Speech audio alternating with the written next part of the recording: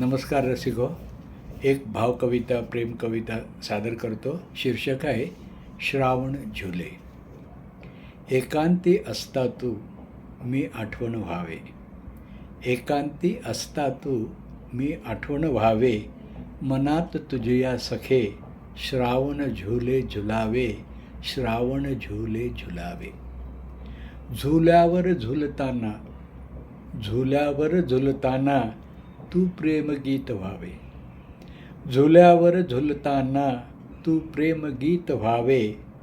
सूर छेड तू सखे, सूर छेड तू सखे, मी त्यातील शब्द व्हावे, मी त्यातील शब्द व्हावे.